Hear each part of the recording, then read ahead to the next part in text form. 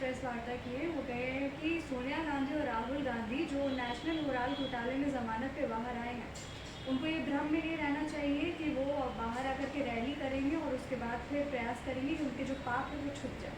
नहीं, हम अपनी पाप को छिपाने का प्रयास नहीं कर रहे हैं। हम भारतीय जनता पार्टी के पाप को उजागर करने का काम कर रहे हैं। देश के सबसे बड़े भ्रष्टाचारी, जिसे स्वयं प्रधानमंत्री ने भ्रष्टाचारियों के संज्ञा दिया था, जिसे कहा था अजित पवार को 70,000 करोड़ रुपए का घोटाला है अजित पवार के द्वारा, भ्रष्टाचारी है। प्रधानमंत्री जी अपने दल में उसको सम्मिलित करवाए, गलबैया किए, उसको मुख्यमंत्री डिप्टी उप मुख्यमंत्री बना दिया। तो पाप किसका है? पाप भारतीय जनता पार्टी का है। हम तो किसानों की आवाज बुलंद कर रहे हैं, हम तो युवाओं की आवाज बुलंद कर रहे हैं, हम तो महिलाओं के सम्मान की बात कर रहे हैं। हम तो यह कह रहे हैं कि प्रधानमंत्री जी अब अमेरिका गए थे, आपके मित्र डोनाल्ड ट्रंप ने उसी दिन दौरे के दरमियान ही 23% का टैरिफ हिंदुस्तान में लगा दिया।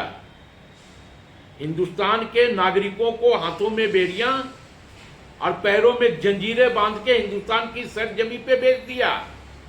हम इसकी आवाज उठा रहे हैं। तो इसकी आवाज जब हम उठा रहे हैं तो प्रधानमंत्री जी के पास इसका कोई जवाब नहीं है। देश का तमाम चीज ये अपने पूंजीपति मित्रों को बेच रहे हैं। हम जब ये प्रश्न लोकसभा में कर रहे हैं, आदरणीय राहुल जी जब ये प्रश्न लोकसभा में कर रहे हैं, तो प्रधानमंत्री जी उसका जवाब नहीं दे पा रहे हैं, तो ईडी भेज रहे हैं। तो हम ईडी से दबने वाले नहीं हैं। और इसी केस में ईडी ने क्लीन चिट दिया है। कहीं इसमें मनी लॉन्ड्रिंग का कोई मामला नहीं बनता है। इसके पहले भी ईडी ने आदरणीय सोनिया जी को, आदरणीय राहुल जी को इसी मामले में कई बार बुलाया, 10-10 घंटे बैठाया, 8-8 घंटे बैठाया।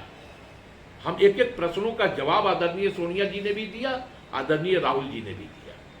उसके बाद जब बिहार में चुनाव है, गुजरात में हमारी सक्रियता बढ़ गई, अभी गुजरात में हम लोगों का अधिवेशन हुआ, प्रधानमंत्री जी घबरा गए, क्योंकि कांग्रेस के प्रश्नों का जवाब पूरी भारतीय जनता पार्टी के पास नहीं है। जो देश के प्रधानमंत्री हैं, 10वीं के बाद 12वीं किए हैं, ये प्रश्न भी हम लोग कर रहे हैं, तो ईडी भेज रहे हैं।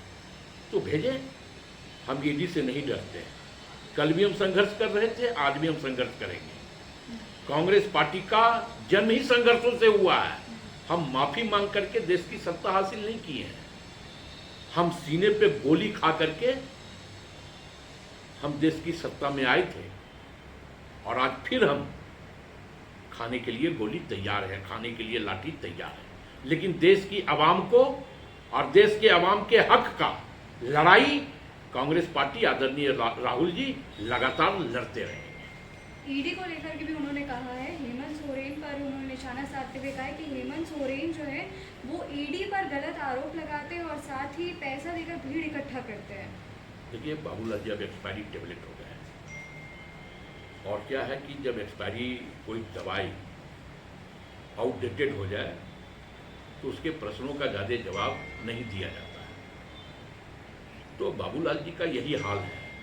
बेचारे मुख्यमंत्री का सपना संजोए थे, रात को नींद नहीं आ रहा था उनको, पूरा विधानसभा के चुनाव के दौरान रात को उठ करके वो शपथ ले रहे थे कि मैं बाबूलाल मरांडी यह शपथ लेता हूं कि मैं राज्य का मुख्यमंत्री बनूंगा। जनता ने ऐसा ना पानी फेरा कि बेचारे पूरे भीग गए सपने में भी। तो अब क्या करेंगे? बौखला गए हैं, विचलित हो गए हैं।